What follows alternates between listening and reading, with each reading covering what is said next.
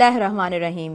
मालिक तूं म छॾेज ऐं जियां तुंहिंजे आसरे, सभई पाड़ो सूरजूं हिकु लहज़े मंझि लटेज, हिकु तूं मुंहुं न मटेज ॿियो लोक मटियो त घोरियो। अस्सलामु अलैकुम मुंहिंजो तमामु नाज़रीन, उमेद करियां थी तव्हां सभु बिल्कुलु ठीकु हूंदव। खोड़ सारी दुआऊं अवां सभिनीनि जे लाइ, नेक तमन्नाऊं अवां सभिनीनि जे लाइ। ऐं अव्हांजी पंहिंजी मेज़बान ताहिरा जोयो, अव्हांजो पंहिंजो प्रोग्राम सुबुह मेहराण ऐं साण खणी मौजूदु आहियां। सुबुह मेहराण प्रोग्राम में अव्हां सभिनीनि खे दिलि जी गहराइनि सां मां भली कार चवां थी, हैव अ गुड मॉर्निंग। सुबुह सुबुह जो सलाम अव्हां सभिनीनि ॾिसंदड़नि खे क़बूल पवे। ऐं मूंखे ईअं बि चवणु खपे त तमामु ॿुधंदड़नि खे क़बूल पवे, छो त मूंखे काफ़ी सारा मैसेजिस ऐं जॾहिं मुंहिंजे प्रोग्राम में स्पेशल पर्सन्स अपीयर थियनि था त हू मूंखे चवंदा आहिनि त स्पेशल पर्सन्स तव्हांजो प्रोग्राम जेको आहे न वधीक ॾिसंदा आहिनि ऐं तव्हांजे प्रोग्राम खे तमामु घणो पसंदि कंदा आहिनि। सो डिफरेंटली एबल जेके बि असांजा हिन सोसाइटी जा जेके बि असांजा साथी हुजनि था, उन्हनि खे असां पंहिंजे प्रोग्राम में मदहू बि कंदा आहियूं ऐं पाण असांजे प्रोग्राम में बि मौक़े जी मुनासिबत सां हूंदा आहिनि ऐं उन्हनि जे लाइफ एक्सपीरियंस जेको हूंदो आहे, उन्हनि जो एक्सपोजर जेको हूंदो आहे, उन हवाले सां उन्हनि सां ॻाल्हि ॿोल जॾहिं बि थींदी आहे तमामु सुठो लॻंदो आहे। तंहिंजे करे मूं चयो तमामु ॾिसंदड़नि ऐं ॿुधंदड़नि खे सलाम चऊं था ऐं सुबुह सुबुह जो जॾहिं प्रोग्राम कंडक्ट कंदा आहियूं, सुबुह मेहराण एतिरो ख़ूबसूरत नालो आहे त कोशिशि हूंदी आहे त प्रोग्राम खे ख़ूबसूरत बणाए अव्हां ताईं असां पहुचाए सघूं। नाज़रीन, कॾहिं कॾहिं कुझु ॻाल्हियूं ऐं कुझु शयूं, कुझु वाक़िया यकीनन ॾुखाईंदड़ हूंदा आहिनि, कुझु मंज़र यकीनन अखियुनि अॻियां जॾहिं अचनि था त अखियुनि में लुड़क भरिजो वञनि ऐं इंसानु जेको आहे सो उहो तमामु घणो ॾुख में मुब्तला थी वेंदो आहे। तव्हां सम्झी विया हूंदा गुल प्लाज़ा वारो जेको वाक़ियो थियो आहे उनजी मां ॻाल्हि कयां थी।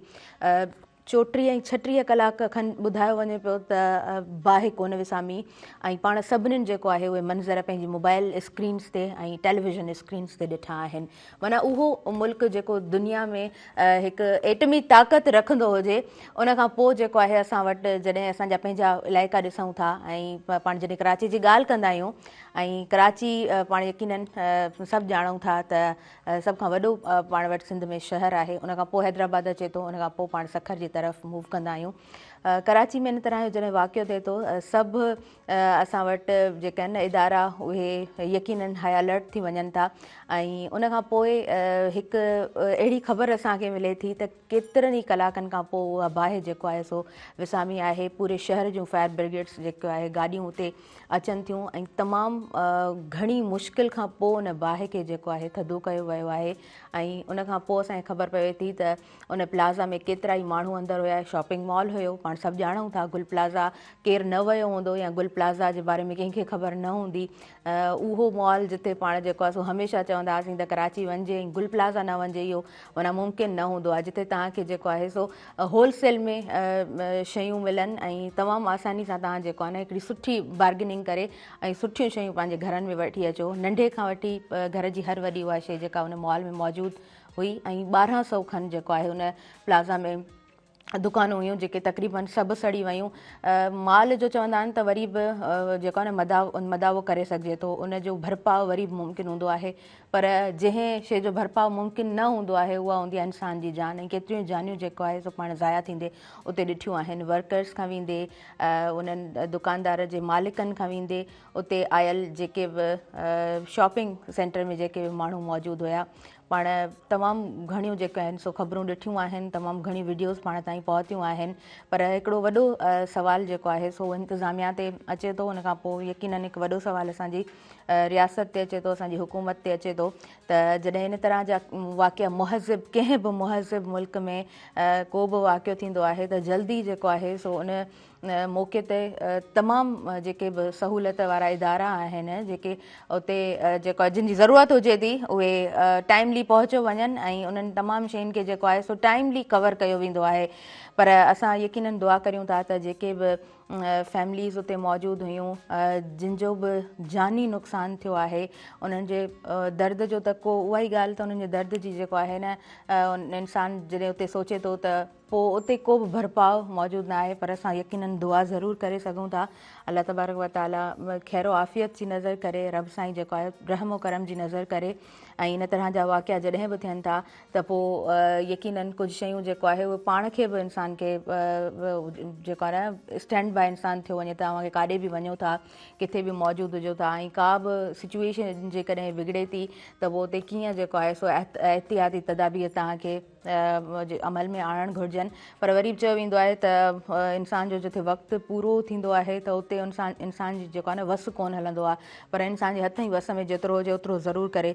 छो त किथे बि जेको आहे सो को बि वाक़ियो जॾहिं थिए थो त उते हिकिड़ी अलर्ट सिचुएशन ज़रूरु थी वेंदी आहे, ऐं यकीननि केरु चाहींदो त जेको आहे सो जान जो नुक़सानु थिए, केरु इंसानु चाहींदो त असां जेको आहे सो ख़तरे में पइजूं। ख़ैर इन द एंड मां इहो ई चवंदमि त असां जेको आहे सो खोड़ सारियूं दुआऊं करियूं था उन्हनि फैमिलीज़ जे लाइ जिन जो माली नुक़सानु त थियो आहे, पर जिन जो जानी नुक़सानु थियो आहे। अलाह तबारक व ताला तव्हांखे सब्र अता फ़रमाए। ऐं उन खां पोइ पाण जॾहिं सियासी दुनिया ते नज़र विझूं था त असांखे हिकु तरफ़ वॾा वॾा बयान नज़र अचनि था, हिकु तरफ़ असांखे जेको आहे सो पंहिंजो जॾहिं पंहिंजा नोट ॾिसूं था त उते बि कुझु चेंजिंग्स पाण खे नज़र अचनि थियूं त 10 रुपीज़ जो जेको नोट आहे हाणे उनखे कन्वर्ट सिके में कयो वेंदो। ऐं जॾहिं वरी पाण पंहिंजनि इदारनि ते नज़र विझंदा आहियूं ऐं जॾहिं पाण करप्शन जी ॻाल्हि कंदा आहियूं त पोइ वरी यकीननि असांजी जेको आहे सो जॾहिं उहो नोट चेंज करण जी ॻाल्हि थींदी आहे त सम्झ में ॻाल्हि ईंदी आहे त असां वटि जेको 5000 वारो नोट आहे उहो यकीननि किथे न किथे असांखे उहो नुक़सानु ॾेई रहियो हूंदो आहे। बिकॉज़ जॾहिं बि मनी कलेक्ट कई वञे थी, पैसो कलेक्ट कयो वञे थो त वॾो जेको नोट हुजे थो, ज़ाहिरी ॻाल्हि आहे हुनजी जॾहिं बि उनखे कलेक्ट कयो वञे थो त उनजो जेको अमाउंट हुजे थो ॾिसण में उहो घटि हुजे थो, पर उन नोट खे जेकॾहिं चेंज कयो वेंदो त पोइ वरी बि असांजे इदारनि में किथे न किथे उहा शइ ज़ाहिर ज़रूरु थी पवंदी। सो ख़ैर इहो हिकिड़ो वॾो टॉपिक आहे, हिकिड़ो अलॻि टॉपिक आहे, हिकिड़ो सियासी टॉपिक आहे। इनखे अॼु जे प्रोग्राम में डिस्कस कोन कंदासीं ऐं यकीननि अमन अमान जे हवाले सां मां ज़रूरु ॻाल्हि करणु चाहींदमि। तमामु इदारा जेके कमु करे रहिया आहिनि, जिते सुठो कमु थिए थो उते हमेशह जेको आहे सो मीडिया जो इहो रोल रहियो आहे त सुठे कम खे हमेशह जेको आहे सो हाईलाइट कयो वियो आहे, एप्रिशिएट कयो वियो आहे। पर मीडिया जी इहा ॻाल्हि बि सुठी आहे, उहा असां जेको आहे सो भले सोशल मीडिया जी ॻाल्हि करियूं, पर जिथे कोताही नज़र ईंदी आहे त उते आवाज़ु ज़रूरु उथियारियो वञे थो। ऐं पाण जॾहिं अमन अमान जी ॻाल्हि करियूं था ऐं सिंध जी ॻाल्हि करियूं था त पोइ असांखे कश्मीर, कंदकोट इहे इलाइक़ा ज़रूरु पंहिंजे ज़हन में ईंदा आहिनि, ज़रूरु यादि ईंदा आहिनि, जिते हमेशह असांखे जेको आहे सो अमन अमान जी कमी नज़र आई आहे। पर हमेशह पाण ॻाल्हि खे तस्लीम कंदा हूंदा आहियूं त सिंध उहा धरती आहे जिथे अमन जो परचम जेको आहे सो हमेशह लहरायो वियो आहे, ऐं हमेशह हीअ उहा धरती आहे जिते भाईचारे जी ॻाल्हि कई वई आहे। इहा धरती आहे जिथे असां डाइवर्सिटी जी ॻाल्हि कंदा आहियूं, मुख़्तलिफ़ रंगनि खे गॾु करण जी पाण ॻाल्हि कंदा आहियूं, पंहिंजाइप जी ॻाल्हि कंदा आहियूं, हिकु थियण जी ॻाल्हि कंदा आहियूं। इहा हिन धरती जी ख़ूबसूरती ज़रूरु आहे। ऐं हिन धरती खे जेको आहे सो चयो वेंदो आहे त वलियनि जी धरती आहे, हीअ सूफ़ी बुज़ुर्गनि जी धरती आहे, शाह इनायत जी धरती आहे, शाह अब्दुल लतीफ़ जी धरती आहे। त उन धरती ते हमेशह जेको असांखे पैगाम नज़र आयो आहे उहो अमन जो नज़र आयो आहे। पर उनजे बावजूदि बि जॾहिं अणवणंदड़ वाक़िया पाण सभिनीनि जे साम्हूं अचनि था त उनजे ख़िलाफ़ु पाण सभु उथिया बि आहियूं, उनजे ख़िलाफ़ु पाण ॻाल्हायो बि आहे। जिते असांखे आर्ट नज़र आयो आहे उते असांखे रिज़िलियंस बि नज़र आई आहे, जिथे असांखे रिज़िलियंस नज़र आई आहे उते असांखे कलम बि नज़र आयो आहे। त इहा असांजी सिंध धरती जी हिकिड़ी ख़ूबसूरती ज़रूरु पाण सभु जेको आहे सो हिनखे मञूं था। शौबान जो चंडु नज़र अची चुको आहे ऐं शौबान ऐं उनखां पोइ यकीननि रमज़ान जूं तयारियूं 1 महीनो अॻु ई कयूं वेंदियूं आहिनि ऐं हर घर में इहे तयारियूं हूंदियूं आहिनि। माना रमज़ान जी प्रॉपर हिकिड़ी लिस्ट तयारु करणु, घर खे तव्हांजे ड्राइंग रूम खां वठी करे तव्हांजे रूम्स ताईं घर खे जेको आहे थोरियूं घणियूं चेंजिंग्स करणु, उनखां पोइ त यकीननि पंहिंजो जेको स्केड्यूल आहे पूरो जो पूरो डिफरेंट 1 महीने जो अलॻि हुजे थो पूरे साल जी निस्बत में। जीअं मां ॻाल्हि कंदी आहियां त जुमे जो स्केड्यूल हिकिड़ो थोरो डिफरेंट असांखे नज़र ईंदो आहे पूरे हफ़्ते जे उन स्केड्यूल में।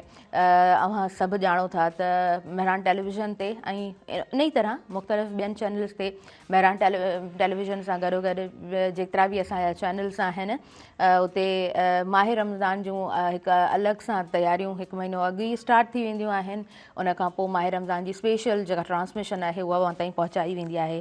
मूंखे इन ॻाल्हि जो शर्फ़ हासिलु रहियो आहे त केतिरनि ई सालनि खां मेहरान टेलीविज़न जी जेका स्पेशल ट्रांसमिशन आहे माह रमज़ान जी उनखे कंडक्ट मां कंदी आहियां ऐं सुहिणे अंदाज़ में पूरो जेको रमज़ान आहे उहो अव्हां सां गुज़रंदो आहे।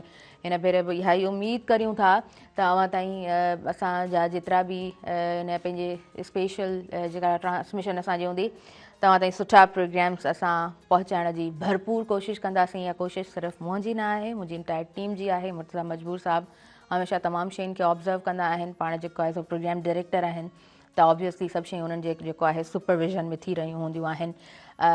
नाज़रीन प्रोग्राम में साथ मौजूदु आहे टपाल मेज़बान जो ऐं टपाल मेज़बान खे सिंध जी नंबर 1 चांहि चयो वञे थो। पंहिंजे पसंदीदा गेम शो जे होस्ट ज़हैब चांडियो ऐं राजा मेमण खे तव्हां ॾिसी सघो था टपाल मेज़बान जश्न जमालो गेम शो में। टपाल मेज़बान जश्न जमालो शो में तव्हांजा पसंदीदा सिंधी सिंगर्स ऐं टिकटॉकर्स बि शामिलु हूंदा। टपाल मेज़बान सिंध जी नंबर 1 चांहि सिंध जी शान टपाल मेज़बान। ऐं नाज़रीन इन सां गॾोगॾु कलंदर लाल शहबाज़ जो मेलो बि थियण वारो आहे हिन महीने में।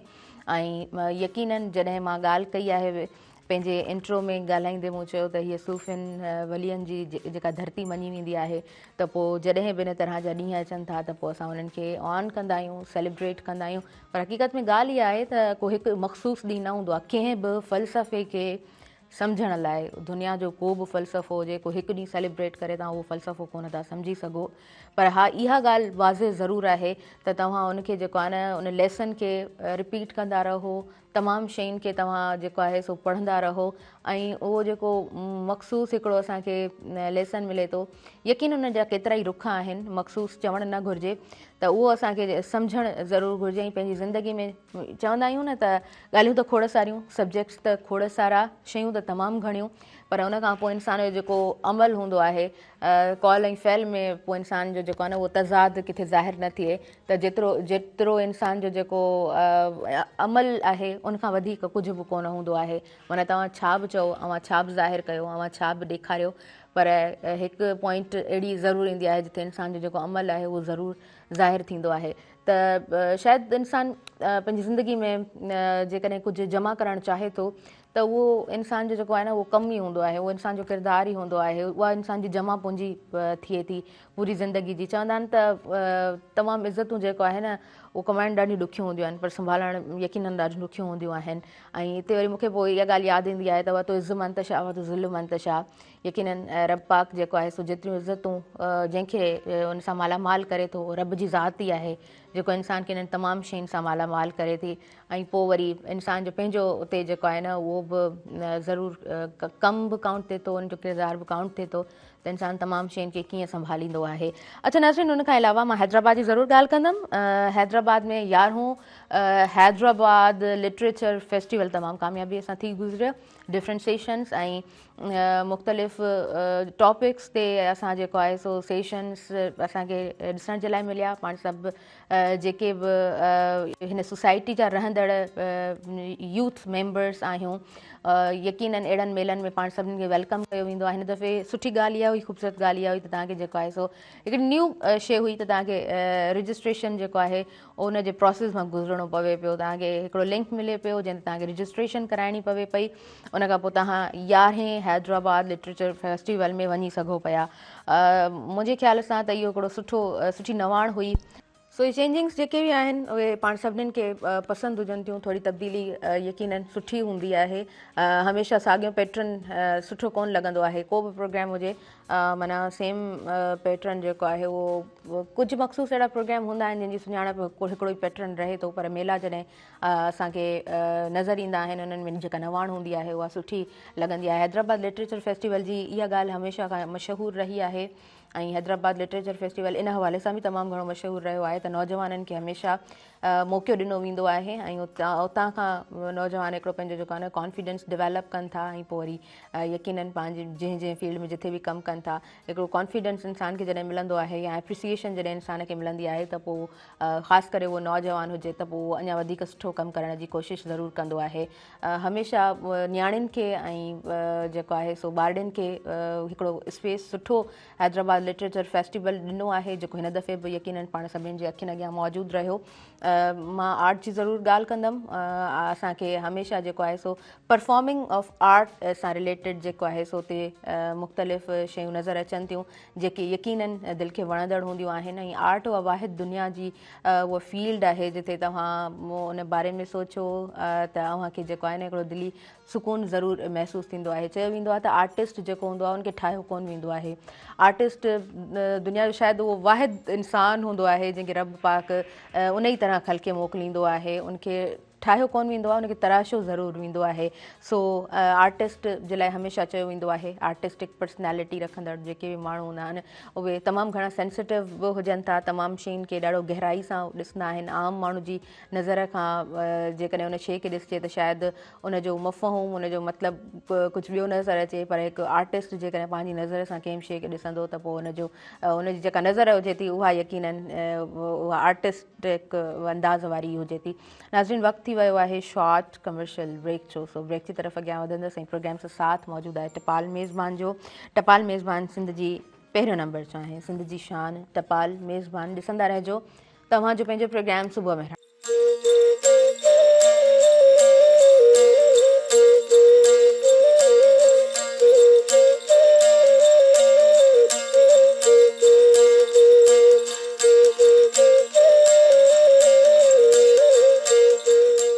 नाज़रीन, सभिनी ॾिसंदड़नि खे ॿीहर वेलकम चवां थी अवांजे पंहिंजे प्रोग्राम सुबुह मेहरान में। ऐं प्रोग्राम में साथ मौजूदु आहे टपाल मेज़बान जो। टपाल मेज़बान सिंध जी पहिरियों नंबर सां आहे, सिंध जी शान टपाल मेज़बान सां प्रोग्राम जो ॿीहर स्टार्ट वठूं पिया शॉर्ट कमर्शियल ब्रेक खां पोइ असां प्रोग्राम में वापसि अची चुका आहियूं। मां चवंदी आहियां त सुबुह जो वक़्तु हुजे ऐं असां ब्रेकफास्ट खां पोइ चांहि खे मिस न कयूं, ईअं कोन थो थी सघे। माना सॼे ॾींहं में हिकिड़ो कप ज़रूरु चांहि जो पाण सभिनीनि खे खपंदो आहे। या घणा माण्हू 3 वक़्त चांहि पीअण जा आदी हूंदा आहिनि, घणनि माण्हुनि खे 2 वक़्त चांहि पीअणु पसंदि हूंदी आहे, पर असां जहिड़ा माण्हू माना चवंदा आहिनि त हिकिड़ो कप या हाफ कप जेको आहे सो ॾींहं में ज़रूरु हुजे। ऐं कमु कंदे कॾहिं थींदो आहे त चांहि कोन पीती आहे, चांहि पीअणु घुरिजे। सो यस, टपाल मेज़बान इज़ द गुड ऑप्शन। तव्हां ज़रूरु टपाल मेज़बान पंहिंजे घरनि में इस्तेमालु कंदा हूंदव ऐं जेकॾहिं कोन कई आहे त ज़रूरु ट्राए कजो, तव्हांखे ज़रूरु टपाल मेज़बान जी चांहि पसंदि ईंदी।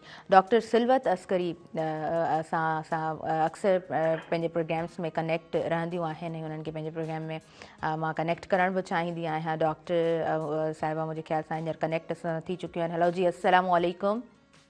वालेकुम अस्सलाम। कैसी हैं डॉक्टर साहिबा, ठीक हैं? अल्लाह का शुक्र, आप कैसी हैं? अल्हम्दुलिल्लाह। अच्छा, मौसम चेंज है और डेफिनेटली जब मौसम चेंज होता है तो स्किन भी उसी तरह रिएक्ट करती है।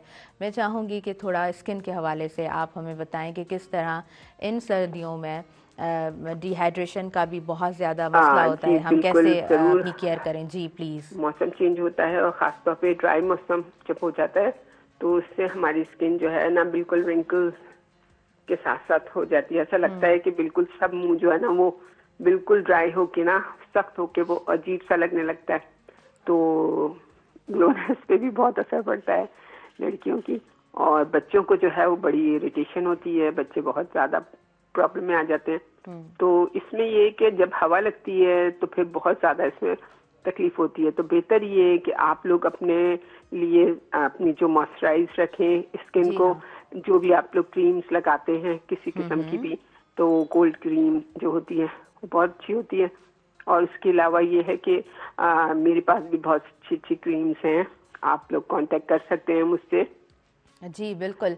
और जी। मैंने वो खास क्रीम बनाई है जो बच्चों, बड़े, बूढ़े, जवान सबके लिए है। अच्छा। वो स्किन को स्ट्रॉन्ग करने के लिए और बहुत ज्यादा मॉइस्चर रखता है वो स्किन को ना, ठीक है। जी हाँ, जी हाँ। एक तो ये चीज हो गई, ये बहुत जरूरी है, ये मार्केट में भी आ गई है। और उसके अलावा ये है कि आप अपनी स्किन के लिए सबसे अच्छी बात ये है कि आप पानी पिए। तब मैं आपको ये बहुत अच्छी चीज बता रही हूँ, जिनके सर में खुश्की है, जिस्म पे खुश्की है और एक बीमारी भी होती है जी, जो स्किन पे बहुत खतरनाक, जिसको पता नहीं उर्दू में क्या कहते हैं, चंबल पता नहीं, वो सोरासिस होती है, वो जो होती है वो बहुत खतरनाक होती है, बहुत खुजली होती है, उसमें बहुत ईचिंग होती है। तो उसके लिए भी और सारी बीमारी, सारी स्किन की स्ट्रांगनेस के लिए मैं आपको बता रही हूँ कि आप ना पानी लें, पानी, गर्म पानी। जी हाँ, जी हाँ। गर्म पानी में आधी चम्मची या 1 चमची आप अपने हिसाब से देख ले, छोटी वाली चमची चाय की, उसमें आप या फिर नारियल का तेल और ऑलिव ऑयल, आधी चमची ऑलिव ऑयल, ये डाल के अगर आप पानी में पिएंगे तो, या दूध में भी डाल के पी सकते हैं, लेकिन पानी में अगर डाल के पिएंगे तो इंशाअल्लाह ताला आपके साथ सारा मसला हल हो जाएगा आपका। स्किन का, बालों की खुश्की सबसे पहले चली जाएगी इससे। जी बिल्कुल बिल्कुल। या फिर आपको ऑलिव ऑयल पी लें आप थोड़ा सा, 1 चमची, छोटी वाली चमची ऑलिव ऑयल पिए। अगर आपका कोलेस्ट्रॉल हाई नहीं है तो कोई भी तेल पी सकते हैं आप, ठीक है। और उसके साथ साथ आप चेहरे पे लगाएं, ऑयल लगाएं तो ज्यादा बेहतर है। लेकिन ऑयल के साथ आप एक काम कर सकते हैं कि कोकोनट ऑयल में कोई भी अपनी कोल्ड क्रीम मिला के आप लगाएं बच्चों के स्पेशली, ठीक है। बहुत सारी क्रीम्स है, मैं नाम नहीं ले रही, लेकिन आप जो बिल्कुल लाइट होती हैं और बहुत अच्छी होती हैं वो लेके लगा सकते हैं, ठीक है। ये सबसे अच्छी बात मैंने आपको बताई है इस वक्त, आप इस पे अमल जरूर कीजिएगा। जी बिल्कुल बिल्कुल, तमाम व्यूवर्स आपको सुनते हैं हेलो और फॉलो भी करते हैं। आई थिंक मेरी आवाज़ आपको आ रही होगी डॉक्टर सिलवत। मैं हमेशा बहुत पॉजिटिव कमेंट्स आपके हवाले से सुनती हूँ, जो भी कमेंट्स मुझे मिलते हैं जब भी आप प्रोग्राम में शरीक होती हैं, कनेक्ट होती हैं। आपकी एडवाइस जब भी जिस मामले में भी आपसे डिस्कस किया जाए, और आपकी एडवाइस जो होती है वो बहुत सिंपल होती है। घर की आम चीज़ें वो आप जो है वो अपने इस्तेमाल में लाएं और तरीके से उन चीज़ों को इस्तेमाल करें, तो यकीनन जो छोटे छोटे प्रॉब्लम्स होते हैं वो उनका सल्यूशन ज़रूर हमें मिलता है। अच्छा डॉक्टर सिलवत, मैं स्कैल्प हेल्थ के हवाले से भी आपसे ज़रूर बात करना चाहूँगी, क्योंकि लोग बालों की ग्रोथ के पीछे पता नहीं क्या क्या चीज़ें वो यूज़ कर रहे होते हैं अपने बालों को स्ट्रॉन्ग बनाने के लिए, लेकिन वो स्कैल्प हेल्थ का कंसेप्ट जो है वो शायद कहीं मिसिंग होता है। बिल्कुल जी प्लीज। अच्छा, तो मैं इसके लिए आपको बहुत सरल सा बता देती हूँ, मगर मैं बच्चों के हवाले से भी बहुत जरूरी बात करना चाहूंगी कि आजकल जो बच्चों को कंजेशन होता है ना, खांसी वगैरह जो होती है, इसको खास तौर पे किस तरह से इसकी थेरेपी है कि आप लिटाएं किस तरह से, उस बच्चों को नहलाएं किस तरह से, ये दोनों चीजें मैं जरूर बताना चाहूंगी। लेकिन अभी मैं आपको स्केल को बता देती हूँ। जी हाँ। देखिए, मेथी दाना होता है ना, उसको बहुत पाउडर फॉर्म में कर लें, बहुत ज्यादा पीस लें, ठीक है। उसको पीस के फिर आप उसको पानी में डाल दें। पानी में इतना पानी में डालें जितना पानी में आप अपना बालों को कवर कर सकते हैं पानी जी हाँ, जी हाँ। में। और उसके साथ साथ उसके अंदर आप डालें थोड़ा सा नारियल का तेल। ये डाल के जब आप ये लगाएंगे ना मास्क अपने बालों पे, आप यकीन नहीं करेंगे कि आपके बालों का हर मसला हल होगा, हर एक मसला। सही, ठीक है जी हाँ। और क्योंकि सर्दियां हैं थोड़ी, तो इसलिए आप इसमें थोड़ा सा ऑलिव ऑयल भी मिला सकते हैं। ठीक, बिल्कुल ठीक। ये मिला के आप ये लगाएं थोड़ा, और थोड़ी देर के लिए लगाइएगा, 2 घंटे के लिए। अगर ये हर 3 दिन के बाद 2 घंटे के लिए लगा लेंगे तो फिर आपके बालों में एक नई जान आएगी। हाँ। और सबसे बड़ी बात, वो मजबूत बाल हो जाएंगे। और इसके अलावा कोई भी चीज ऐसी नहीं है जो आपको हार्मफुल ना करे। ठीक है, ये चीज जो है ये बेहतरीन है, इसको आप जरूर लगाइएगा और लगा के ट्राई करें। हर वो इंसान जिसके बाल बहुत कमजोर हैं, गिरते हैं और वो कुछ नहीं कर पाते, तो वो उनको कंघा करना चाहिए बालों में, खूब अच्छी तरह से कॉम्ब करें और उसके साथ ये वाला काम करें, बस। सही। तो ये कोई मुश्किल भी नहीं है, बहुत आसान है, आप थोड़ी सी देर के लिए लगा सकते हैं और ये बहुत स्टिकी भी नहीं होता, बहुत ज्यादा ग्रीसी भी नहीं होता, तो आप इसे कर सकते हैं। बिल्कुल बिल्कुल। अच्छा सिलवत, मैं समझती हूँ कि हमारे यहाँ जो मेन प्रॉब्लम अक्सर लड़कियाँ डिस्कस करती हैं वो हेयर फॉल का भी होता है। मतलब आप बालों की ग्रोथ और तमाम चीज़ें जो है वो आप सोचती हैं, तो जो मेन मसला है वो हेयर फॉल का है। अगर वही बहुत ज़्यादा है तो तमाम चीज़ें जो है वो ज़ीरो पे आ जाती हैं। जी बिल्कुल, असल में बात ये है कि मेरे जो पेशेंट है ना, बहुत पेशेंट क्या क्लाइंट कहना चाहिए, बीमार तो वो बिल्कुल भी नहीं है, लेकिन उनका मसला ये है कि मेरी बातों को बिल्कुल वो ऐसे मानते हैं कि जैसे कहना पानी भी मुझसे पूछ के पीते हैं। अच्छा। तो ये चीज जो है ना, उन लोगों को बहुत अच्छा रिजल्ट आ रहा है।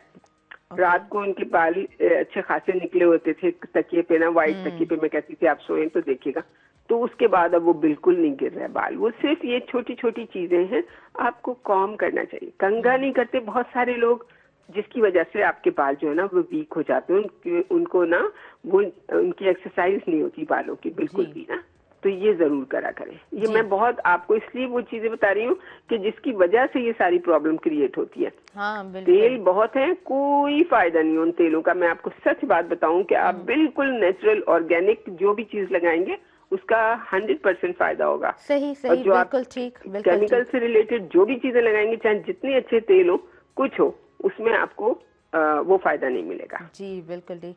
अच्छा, एक मसला ये भी तो होता है ना, मोस्टली खवातीन जो घरों पे पाई जाती हैं वो अक्सर जूड़ा बना लेती हैं या चुटिया बना लेती हैं। हमेशा उनका एक ही स्टाइल होता है, उससे भी तो हेयर्स डैमेज होते होंगे, व्हाट आई थिंक।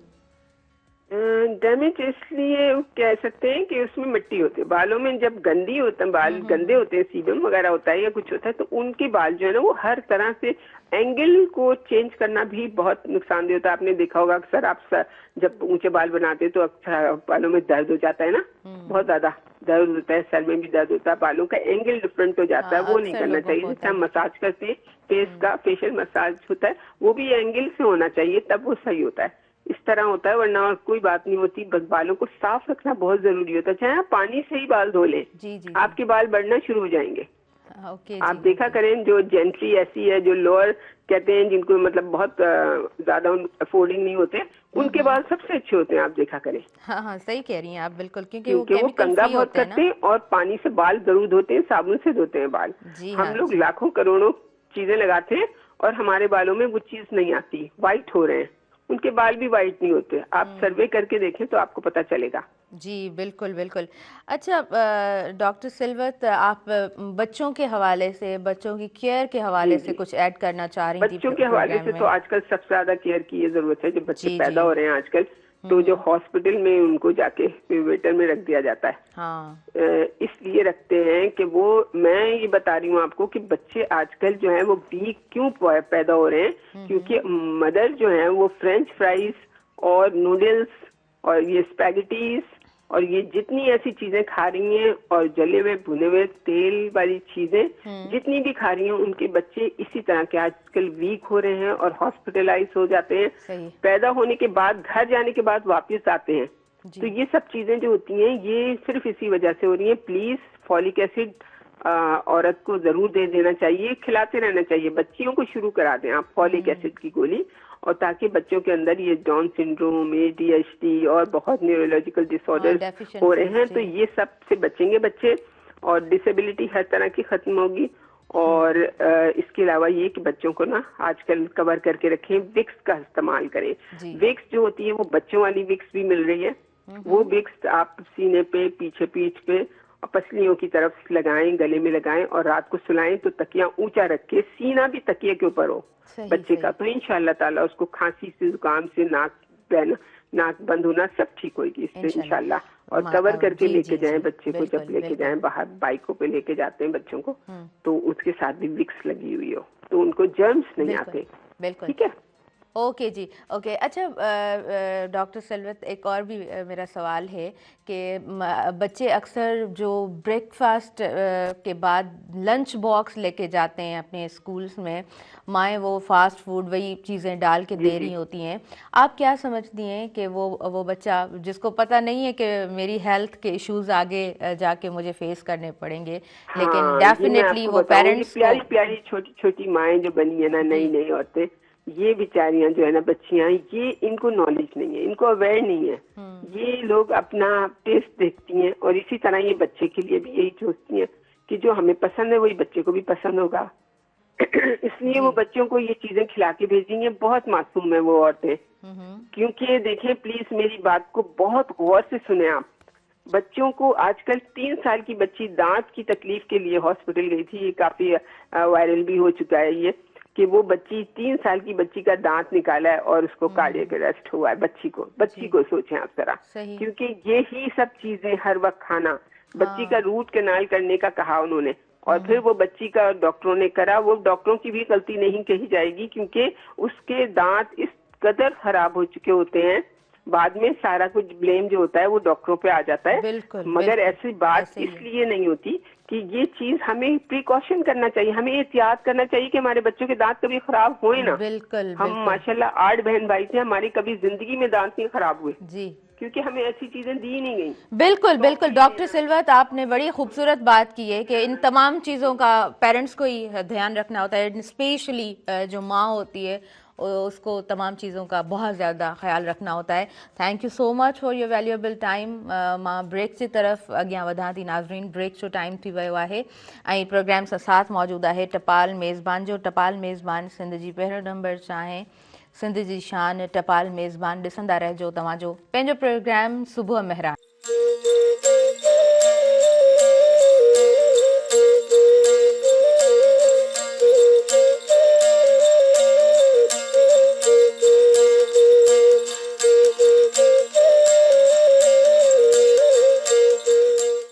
नाज़रीन सभिनी ॾिसंदड़नि खे ॿीहर वेलकम चवां थी अवांजे पंहिंजे प्रोग्राम सुबुह मेहरान में, जंहिंसां साथ मौजूदु आहे टपाल मेज़बान जो। टपाल मेज़बान सिंध जी पहिरियों नंबर चाहे सिंध जी शान टपाल मेज़बान SM नदीम साहब असां सां कनेक्टेड आहिनि फ़ोन कॉल ते। उन्हनि खे प्रोग्राम में मां भलीकार चवां थी। हेलो जी, अस्सलाम वालेकुम। वालेकुम अस्सलाम। कैसे नदीम भाई, ठीक हैं? अल्लाह का शुक्र है। माशाल्लाह जी माशाल्लाह, ज़बरदस्त, अल्हम्दुलिल्लाह। अच्छा SM नदीम साहब, आप जब भी प्रोग्राम में होते हैं आप बड़े अपडेटेड रहते हैं माशाल्लाह से। क्रिकेट के हवाले से आपसे प्रोग्राम में डिस्कस करना चाहूँगी। ICC ने बांग्लादेश की मैचेस श्रीलंका मुंतकिल करने से इनकार कर दिया है, क्या कहना चाहेंगे? बिल्कुल, देखिए यही होना था क्योंकि ICC जो वो इंडिया की बेबी है और इंडियन क्रिकेट बोर्ड जो है देश जो वो उसको जो है लीड कर रहे हैं। फिर तमाम ICC में जो भी टेक्निकल स्टाफ है ज्यादातर जो इंडियंस हैं और वो इंडिया को ही जो है वो सपोर्ट करेंगे। और ये वर्ल्ड कप होना इंडिया और श्रीलंका में। देखें, ये खेल जो शुरू किया है असल में तो ये इंडिया ने ही शुरू किया था जब उन्होंने पाकिस्तान आने से इनकार किया था कि भाई हम लोग जो सिक्योरिटी की बिना पे या उसकी सिक्योरिटी की वजूहत की वजह से जो है पाकिस्तान नहीं जा सकते। तो अब जो है वो अपने जाल में खुद ही फंस गया। उसके बाद जो फिर पाकिस्तान ने भी जो उस पर रिटेलिएट किया और जो फिर वो MOU साइन हुआ और ये सारी चीजें हुई। और ये सिलसिला जो शुरू हुआ बांग्लादेश वाला, ये बांग्लादेश के फास्ट बॉलर है मुस्तफिजुर रहमान, वो खेलते हैं कोलकाता नाइट राइडर जो कि शाहरुख खान की टीम है उनसे। तो इन्होंने उनको कलकत्ता की मैनेजमेंट को कहा कि भाई हम इस प्लेयर को जो है सिक्योरिटी प्रोवाइड नहीं कर सकते। इंडियन क्रिकेट बोर्ड ने कहा।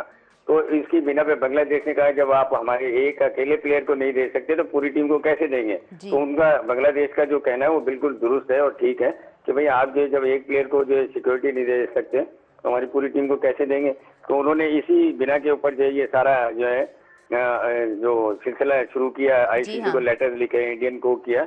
लेकिन अब अभी भी देखना ही है कि क्योंकि उनके जो वजीर खेल हैं बांग्लादेश के, उन्होंने क्लियरली ये कल कहा है कि हम जो है किसी सूरत भी इंडिया खेलने नहीं जाएंगे। और उनके कप्तान से बात की गई, बांग्लादेश के कप्तान से, लिटिन दास हैं उनके कप्तान। तो उन्होंने भी यही कहा कि अभी तक हमें पता ही नहीं है कि हमें जाना भी है कि नहीं जाना है।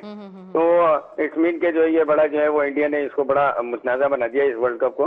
अब देखना ये हुआ कि 1-2 दिनों के अंदर जो है पता लग जाएगा क्योंकि वर्ल्ड कप तो फरवरी में शुरू होना है। लेकिन जो है वो आने वाला जो वीक है वो बड़ा अहम है इस हवाले से क्योंकि पाकिस्तान ने भी जो वो बांग्लादेश की सपोर्ट में इस किस्म का बयान दिया है कि शायद वो भी बाइकाट की तरफ जाएं। तो ये बड़ा जो ना, और दोनों मुल्क जो है वो ICC के फुल मेंबर मुल्क हैं जो टेस्ट मैचेस खेलते हैं पूरी जो है वो दुनिया के अंदर। वो कुछ ही मुल्क हैं जो टेस्ट मैचेस खेलते हैं, उनमें से पाकिस्तान और बांग्लादेश शामिल है। तो ये बड़ा मुश्किल हो जाएगा इंडिया के लिए। हाँ बिल्कुल। अच्छा, हम T20 वर्ल्ड कप की यकीन बात करेंगे कि T20 कप के लिए बांग्लादेश ने और पाकिस्तान ने बाइकाट कर दिया है। तो ये बाइकाट करना आपकी नज़र में कैसा है, क्या कहना चाहेंगे? जी SM भाई, आपको आवाज़ आ रही है?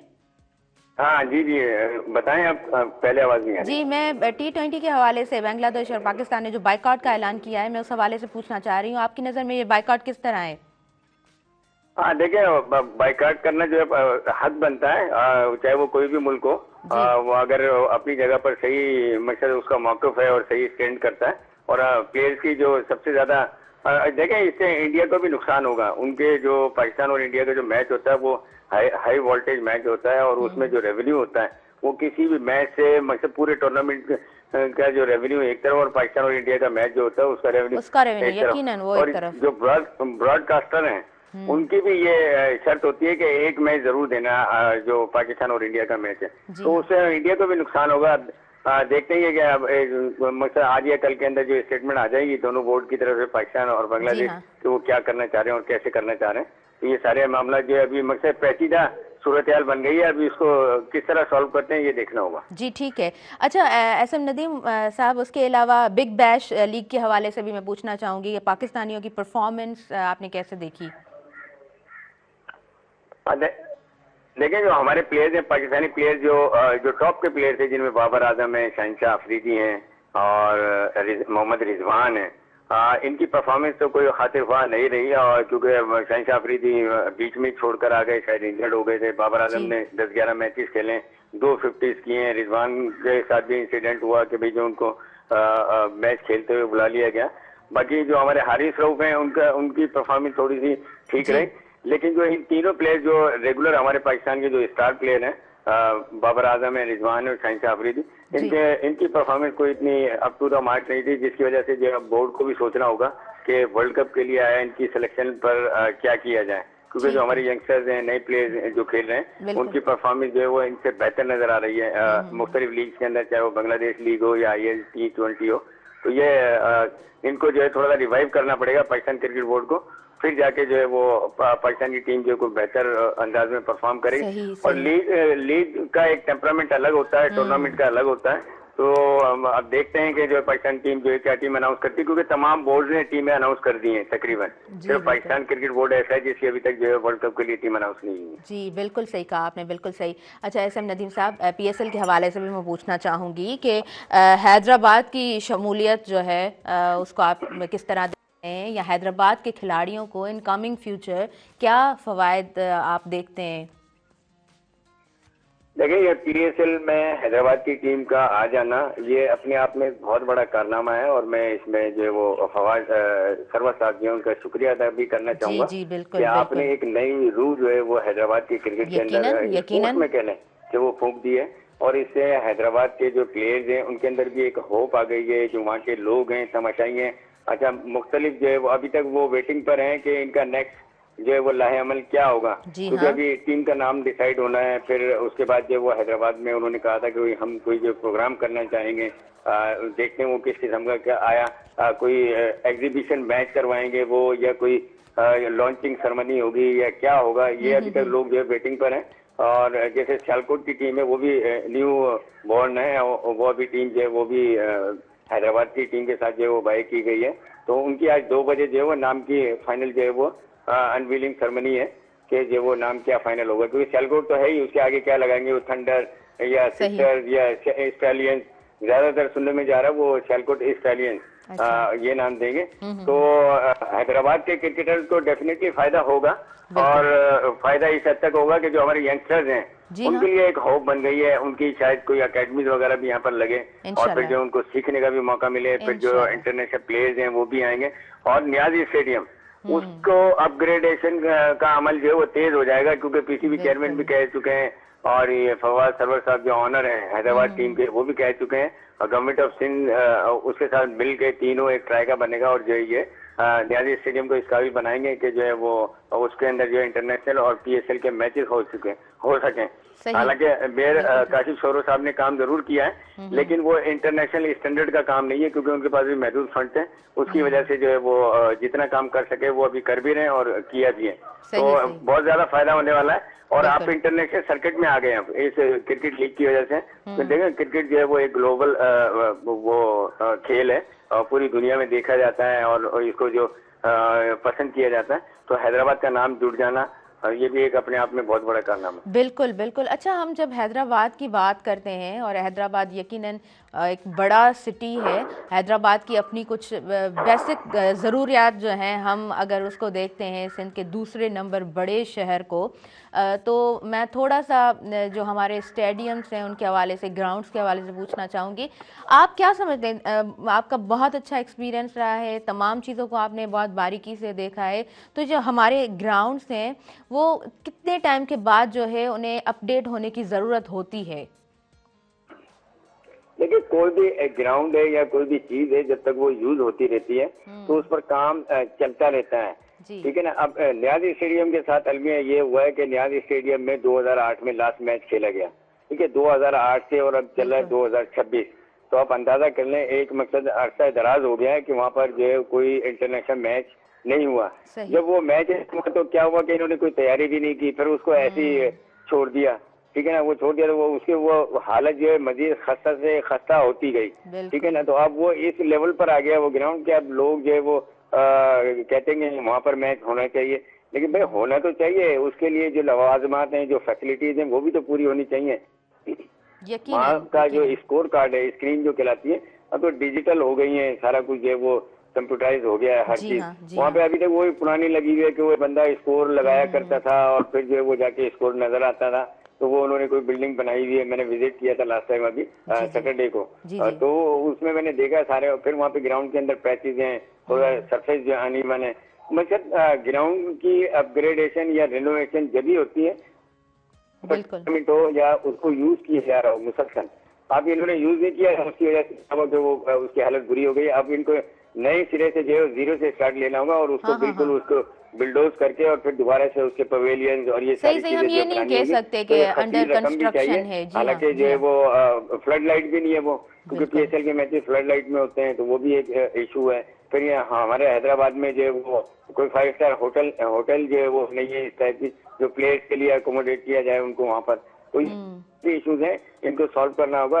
होटल तो शायद एक 4 स्टार बन रही है कासमाबाद की तरफ, सिटी की तरफ, लेकिन फिर भी जो है वो आपको जो है वो प्लेयर्स, इंटरनेशनल प्लेयर्स आते हैं तो उनके प्रोटोकॉल्स का और सारी चीजों का जी, ख्याल जी, रखना जी, होगा। जी। बिल्कुल, बिल्कुल।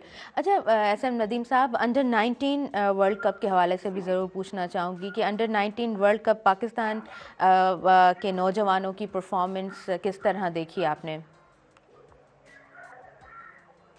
हेलो, हेलो जी, आपको आवाज़ आ रही है? एसएम नदीम साहब, आप कनेक्टेड हैं? आपको मेरी आवाज़ आ रही है? जी जी, जी जी जी, अंडर अंडर 19 19 वर्ल्ड वर्ल्ड कप कप के के हवाले से आप मैं पूछना पूछना चाह चाह रही रही हैं? हूँ। जी, जी, आपकी आवाज़ आ रही है, आप प्लीज़ कंटिन्यू करें। ठीक है, खेले 16 टीमें पार्टिसिपेट कर रही हैं और पाकिस्तान ने अभी तक 2 मैचेस खेले। पहला मैच हार गया इंग्लैंड से जी। और उसमें देखें सिस्टम की ओके जी, ओके जी, प्लेयर्स के ऊपर थैंक यू रिलाई सो करते हैं। मच। आपने हमें टाइम दिया। सिग्नल्स का इशू हो रहा है, आपकी आवाज़ मुझे क्लियर नहीं आ रही। थैंक यू, आपने हमें टाइम दिया। बहुत अच्छा लगा। एसएम नदीम साहब, आप कनेक्टेड रहे हमारे साथ। ऐं मां नाज़रीन पहिरियों बि चयुमि त जॾहिं असां स्पोर्ट्स जी ॻाल्हि कंदा आहियूं ऐं एसएम नदीम साहब खे असां यादि न कयूं, इहो माना असांजी माना ईअं लॻंदो आहे त हिकिड़ो पर्सन टीम जो मेंबर असां वटि जेको आहे न खुटल हुजे थो, त पोइ असां उन्हनि खे जॾहिं प्रोग्राम में शामिलु कयूं था या डिफरेंट टॉक्स जॾहिं स्पोर्ट्स जे हवाले सां हुजनि था त उन्हनि खे शामिलु कंदा आहियूं त टीम असांखे पंहिंजी पूरी लॻंदी आहे।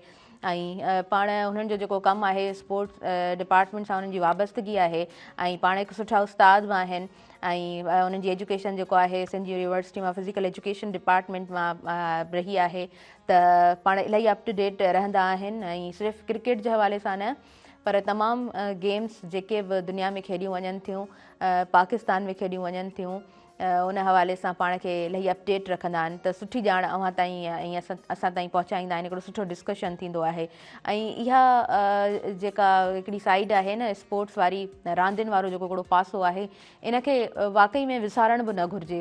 मूं पहिरीं बि ॻाल्हि कई त असां वटि स्कूल्स में जेको आहे न जॾहिं उन ॿार जी ग्रूमिंग जी ॻाल्हि थींदी आहे त हमेशह हिकिड़ी शइ माना पेरेंट्स खे हिकिड़ो कमेंट ज़रूरु मिलंदो हूंदो त अव्हां पंहिंजे ॿार जी हेल्थ जो बि तमामु घणो ख़्यालु रखो।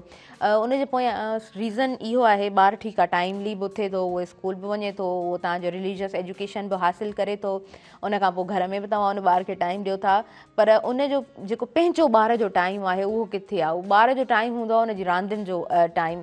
तव्हां उनखे बुक्स ॾेई करे या मोबाइल पकड़ाए या लैपटॉप या जेके बि गैजेट्स आहिनि पंहिंजा, उहे तव्हां ॿारनि खे हथ में ॾियो छॾियो ऐं ॿारु जेको आहे सो उन पंहिंजी जेको आहे न फिज़िकल मूवमेंट खां रहिजो वञे। हिकिड़ी कॉर्नर में वेठो आहे, घर जे हिकिड़ो सोफ़े जी कुंड पकड़ियो, उहो ॿारु वेहे थो, उन्हनि पंहिंजे गैजेट्स सां टाइम पंहिंजो गुज़ारे थो, त पोइ ज़ाहिरी ॻाल्हि आहे उनजी जेको ग्रूमिंग जे अंदाज़ में थिए थी त ॿार जी जेका कद बुत आहे उन ते बि हिकिड़ो असरु ज़रूरु पवे थो।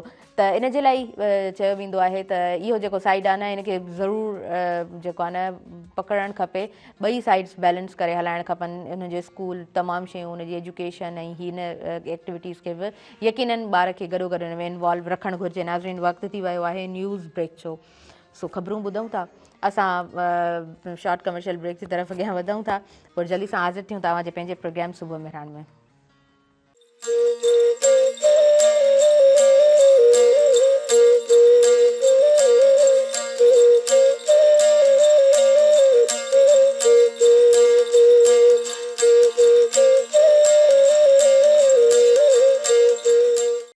नाज़रीन सभिनी ॾिसंदड़नि खे ॿीहर वेलकम चवां थी जे पंहिंजे प्रोग्राम सुबुह मेहरान में, जंहिंसां साथ मौजूदु आहे टपाल मेज़बान जो। टपाल मेज़बान सिंध जी पहिरियों नंबर चाहे सिंध जी शान टपाल मेज़बान, इन तावन सां ई असां ही प्रोग्राम अव्हां ताईं पहुचायूं पिया। नाज़रीन जॾहिं प्रोग्राम जी शुरूआति मां कंदी आहियां त यकीनन हिकु मेज़बान जॾहिं पंहिंजे घर खां हिकु स्टूडियो ताईं अची रहियो हूंदो आहे त पोइ काफ़ी सारियूं शयूं पंहिंजी अखियुनि सां जेके ॾिसंदो आहे, या चवंदा आहिनि त तव्हां जेकॾहिं मुख़्तलिफ़ शयुनि ते लिखंदा बि हुजो ऐं तव्हां सुठियूं शयुनि खे थोरो ऑब्ज़र्व बि कंदा हुजो ऐं तव्हां गॾो गॾु कुझु शयुनि खे पढ़ंदा बि हुजो त पोइ शायदि किथे माण्हू जेको आहे न ॿ जुमिला सुठा ॻाल्हाए सघंदो आहे। छो त ॻाल्हाइण जे लाइ ऐं लिखण जे लाइ, ख़ासि तौर ते लिखण जे लाइ बि मां ज़रूरु कोट करणु चाहींदमि त पढ़णु ॾाढो ज़रूरी हूंदो आहे। जेको सुठो लिसनर हूंदो आहे, चवंदा आहिनि त उहो सुठो स्पीकर हूंदो आहे। जेको सुठो पढ़ंदड़ हूंदो आहे उहो यकीनन सुठो लिखंदड़ बि हूंदो आहे। सो इहे कुझु ईअं चई सघूं था त इहे कुझु अहिड़ा पासा आहिनि जिथे घणो वक़्तु बि इंसान खे घुरिजे थो ऐं घणी तवजा बि घुरिजे थी। छो त बग़ैर तवजा जे ऐं बग़ैर वक़्त जे तव्हां कुझु बि हासिलु कोन था करे सघो, ख़ासि तौर ते जॾहिं ॻाल्हि ईंदी आहे इल्म जी। सो ख़ैर थोरी नंढी कोशिशि हूंदी आहे त ॿ चारि शयूं जेको आहे सो ज़हन में सुठियूं हुजनि, जिन जे बुनियाद ते तव्हां सां कुझु सुठियूं ॻाल्हियूं असीं शेयर करे सघूं। सुबुह जो प्रोग्राम हूंदो आहे, तमामु मूंखे लॻंदो आहे त असांजी जेके भेनरूं घरनि में मौजूदु हुजनि थियूं, जेके पंहिंजा ॿार स्कूल मोकिले ऐं पोइ जेको आहे सो को न को मॉर्निंग शो न ॾिसंदियूं आहिनि। अव्हां जॾहिं प्रोग्राम खे वॉच कंदा आहियो या प्रोग्राम में जॾहिं शामिलु थींदा आहियो या मुख़्तलिफ़ जॻहियुनि ते जॾहिं बि किन कुझु प्रोग्राम्स में मिलंदा आहियो ऐं अव्हां प्रोग्राम जे हवाले सां ॻाल्हि ॿोल कंदा आहियो त मूंखे ॾाढो सुठो लॻंदो आहे। त इन ई हवाले सां मुंहिंजे प्रोग्राम जी पूरी टीम जी कोशिशि हूंदी आहे त प्रोग्राम अव्हां ताईं असां ख़ूबसूरत अंदाज़ में पहुचायूं। अच्छा, अमन अमान जे हवाले सां जॾहिं प्रोग्राम में मूं ॻाल्हि कई त सोशल मीडिया सां न पाण ॾाढो कनेक्टेड आहियूं। माना ईअं कोन हूंदो आहे त अव्हां मोबाइल खणो ऐं तव्हां पंहिंजे सोशल अकाउंट्स पेजिस ते न वञो ऐं तव्हां जेको आहे पंहिंजे अकाउंट्स ते जेको कुझु हली रहियो आहे उन्हनि शयुनि खे माना ऑब्ज़र्व न कयो, ईअं कोन हूंदो आहे। पाण सभु ॾिसी रहिया हूंदा आहियूं। सिंध जे मुख़्तलिफ़ इलाइक़नि में जेको आहे पुलिस ऑपरेशन्स पाण ॾिसी रहिया आहियूं ऐं यकीनन पाण सभु इन ॻाल्हि जा हिमायती आहियूं त जिथे बि अमन अमान जी सूरत हाल ख़राबु थींदी आहे उते असांजा जेके इदारा आहिनि ऐं असांजी जेका हुकूमत आहे जेतिरो उहा कमु करे सघे थी, हिकु आम माण्हू कॾहिं बि उहो कमु नथो करे सघे। सो हिन तरह जा जेके ऑपरेशन्स आहिनि उहे सुठा आहिनि, पर अञा वधीक जेको आहे सो ऑपरेशन्स हुजणु घुरिजनि ऐं सुठे अंदाज़ में कमु थियणु घुरिजे त जीअं असां जेको आहे न अमन अमान जी सूरत हाल खे बहितर थींदे ॾिसूं। पाण वटि सालियानी रिपोर्ट्स ईंदियूं आहिनि, असांखे ख़बर पवंदी आहे त बाबा लाड़काणे में रोड ठहिणो हुयो। हींअर रिसेंटली हिकु रिपोर्ट अव्हां सभिनीनि जे यकीनन नज़र मां गुज़री हूंदी। ऐं पाण जॾहिं मैनेजमेंट जी ॻाल्हि कंदा आहियूं, असांखे घणियूं शिकायतूं हूंदियूं आहिनि त असांजी मैनेजमेंट में ही बि कमियूं आहिनि, हिते बि कोताही आहे। असां जॾहिं पंहिंजे इंफ्रास्ट्रक्चर ते ॾिसंदा आहियूं उते बि असांखे घणियूं कोताहियूं कमियूं नज़र अची रहियूं हूंदियूं आहिनि। अमन अमान जी सूरत हाल खे ॾिसंदा आहियूं तॾहिं बि घणियूं असांखे कमियूं नज़र अची रहियूं हूंदियूं आहिनि, कोताहियूं नज़र अची रहियूं हूंदियूं आहिनि। पंहिंजी ट्रांसपोर्ट खे ॾिसंदा आहियूं उते बि असांखे घणा ई मसइला नज़र अची रहिया हूंदा आहिनि। पर हिकु आम माण्हू वरी बि हिकु लिमिटेड हद ताईं कमु करे सघे थो। सिविल सोसाइटी हिकु लिमिटेड हद ताईं कमु करे सघंदी आहे, पर सभ खां वधीक जेकॾहिं केरु कमु करे सघे थो त उहे असांजी हुकूमत जेका आहे उहा ज़िम्मेदार हूंदी आहे हर मुल्क जी। बल्कि दुनिया जा मुहज़िब मुल्क ॾिसो, तव्हां वटि को बि मसइलो थिए थो, को बि जेकॾहिं नंढे खां नंढो प्रॉब्लम हुजे या वॾे खां वॾो मसइलो हुजे, जेकॾहिं उनखे मसइले खे ख़तमु करिणो आहे त पोइ जेके रियासती इदारा हूंदा आहिनि उहे ई उन्हनि तमामु शयुनि खे जेको आहे सो उन्हनि ते फोकस्ड हूंदा आहिनि, उन्हनि ते कमु कंदा आहिनि, तॾहिं ई उते अमन अमान जी सूरत हाल बि बहितर हूंदी आहे। ट्रांसपोर्टेशन बि सुठी हूंदी आहे। पाण वटि जेके रूल्स ऐं रेगुलेशन्स नज़र ईंदा आहिनि, अमल दरामद कराइण वारा बि जेको आहे न इदारा हूंदा आहिनि। पर जिथे जिथे बि बहितर कमु करण जी गुंजाइश हुजे त माण्हू जेको आहे सो बहितर कमु करण जो ज़रूरु सोचे। इदारे में पूरो इदारो ख़राबु कोन हूंदो आहे, चंद कुझु माण्हू हूंदा आहिनि जिन जे करे जेको आहे सो पोइ इदारा उन लिस्ट में काउंट कया वेंदा आहिनि ऐं जॾहिं सालियानी रिपोर्ट्स ईंदियूं आहिनि त पोइ असांखे ख़बर पवंदी आहे त किथे कमियूं ऐं कोताहियूं रहियूं आहिनि। हिकु सुठे सिस्टम जी जेका आहे न उमेदु पाण सभिनीनि खे यकीनन आहे, पर वॉट वी आर डूइंग, असां जिथे मौजूदु आहियूं असीं छा था कयूं उन ते बि थोरी घणी जेको आहे न पंहिंजी नज़र ज़रूरु हुजणु खपे। ऐं PSL जी ज़रूरु लास्ट में ॻाल्हि करणु चाहींदमि ऐं हैदराबाद जो हिन तरह जो जेको हींअर असांखे ही साइड नज़र अची रहियो आहे तमामु सुठो आहे। उमेदु करियूं था त हैदराबाद जा जेके प्लेयर्स आहिनि उन्हनि खे वधीक मौक़ा मिलनि ऐं ही हिकिड़ो स्टार्टअप ज़रूरु आहे। उमेदु कयूं था था त अॻियां बि सुठा मौक़ा ज़रूरु मिलंदा ऐं नौजवाननि लाइ यकीनन ज़रूरी आहे असां जो हिकिड़ो स्लोगन तालीम जे हवाले सां जेको पूरी सिंध में अॼु ॾींहं ताईं बि जेको आहे हुनखे साराहियो वञे थो छो त तालीम वाहिद उहो हथियार आहे जंहिंसां इंसान जेको आहे सो दुनिया सां बराबरी करे सघे थो। उन खां पोइ असांजो हिकिड़ो स्लोगन रहियो त तव्हां नशे मां पंहिंजी जान छॾायो त नौजवान रांदियुनि जे पासे ईंदा त यकीनन ही जेके बि नशे में मुब्तला नौजवान थियनि था उहे यकीनन इन नशे खां बचंदा। ऐं असांजी दुआ बि आहे त जिथे जिथे बि नौजवान इन बीमारी में वकोड़ियल आहिनि अलाह साईं जेको आहे सो उन्हनि जी जिंद उन मां आज़ादु करे छो त ही वाहिद उहा हिकिड़ी बीमारी आहे जंहिंजो जेसीं ताईं तव्हीं पाण कोन चाहींदव न त इलाजु बिल्कुलु मुमकिन कोन आहे। सो पंहिंजे पाण खे सुठियुनि एक्टिविटीज़ में इन्वॉल्व कयो, पंहिंजे पाण खे बिज़ी रखो, पंहिंजे लाइ वक़्तु कढणु सुठो हूंदो आहे, कॾहिं कॾहिं फ्री रहण बि ॾाढो सुठो हूंदो आहे। हर वक़्तु स्टैंड बाय माण्हू जेको आहे न उहो नथो रही सघे। सो त different activities what I think मूंखे लॻंदो आहे त बहितर हूंदियूं आहिनि नौजवाननि जे लाइ। ऐं उन सां रिलेटेड पाण केतिरा ई इदारा बि ॾिसी रहिया हूंदा आहियूं जेके जेको आहे सो पाण गवर्नमेंट जो उन्हनि जे मथां टाइटल कोन हूंदो आहे, उन्हनि सां उन्हनि जो साथ ज़रूरु मौजूदु हूंदो आहे। पोइ मुख़्तलिफ़ एक्टिविटीज़ जेके बि थियनि थियूं उहे नौजवाननि जे हवाले सां सुठियूं रहनि थियूं जिथे नौजवान घणे भाङे पंहिंजी शमूलियत ज़ाहिर कनि था छाकाणि त असां वटि जेको असांजो मुल्क आहे उते नौजवाननि जो रेशो तमामु वधीक आहे। 65+ हिन वक़्तु असांखे जेको आहे न नौजवाननि जो रेशो ॿुधायो वञे पियो असांजे मुल्क पाकिस्तान में। सो यकीनन दुनिया नौजवाननि खे वेलकम कंदी आहे। दुनिया जो मुहज़िब मुल्क दुनिया जूं उहे क़ौमूं चाहींदियूं आहिनि त नौजवाननि खे असीं वेलकम कयूं ऐं असांजी जेका हिते असीं चऊं त क्रीम जेका कलेक्ट थींदी आहे उहा ॿाहिरि वेंदी आहे, ॿाहिरि वञी करे उहे जॉब्स करनि था। ऐं इहो हिकिड़ो उहो टॉपिक आहे जिन ते ॻाल्हाइजे त यकीनन घणो कुझु ॻाल्हाए सघिजे थो पर वक़्त जूं घणी वधीक मूंखे इजाज़त कोन थियूं ॾियनि। नाज़रीन प्रोग्राम जो वक़्तु पंहिंजे इख़्तिताम ते पहुची रहियो आहे। मूंखे तव्हां ॾींदव इजाज़त ऐं पंहिंजी दुआउनि में भरपूर रखंदव यादि। हिन पूरे प्रोग्राम सां ताउन मौजूदु रहियो टपाल मेज़बान जो। नाज़रीन पंहिंजे पसंदीदा गेम शो जे होस्ट ज़हैब चांडियो ऐं राजा मेमण खे तव्हां ॾिसो टपाल मेज़बान जश्न जमालो गेम शो में। टपाल मेज़बान जश्न जमालो गेम शो में तव्हांजा पंहिंजा पसंदीदा सिंगर्स ऐं टिकटॉकर्स बि शामिलु थियनि था ऐं यकीनन जिन बि शहरनि में ही शो थिए थो त ॾाढो कामयाबी सां असां स्क्रीन्स ते ॾिसी रहिया हूंदा आहियूं, सुठे अंदाज़ में थी रहियो हूंदो आहे। सिंध जी शान टपाल मेज़बान सिंध जी नंबर 1 चाहे। सो नाज़रीन वक़्त जूं घणियूं पंहिंजे इख़्तिताम ते पहुतियूं। मूंखे ॾींदव इजाज़त, पंहिंजी दुआउनि में भरपूर रखंदो यादि। साथ सलामत, सिंध सलामत, साथ सलामत, अल्लाह निगहबान। नाज़रीन प्रोग्राम जूं घणियूं पंहिंजे इख़्तिताम ते पहुतियूं। हिन पूरे प्रोग्राम सां साथ मौजूदु रहियो टपाल मेज़बान जो। पंहिंजे पसंदीदा गेम शो जे होस्ट ज़हैब चांडियो ऐं राजा मेमण खे तव्हां ॾिसी सघो था अवां पंहिंजे प्रोग्राम जश्न जमालो शो में। टपाल मेज़बान जश्न जमालो शो में तव्हांजा पसंदीदा सिंधी सिंगर्स ऐं टिकटॉकर्स बि शामिलु हूंदा।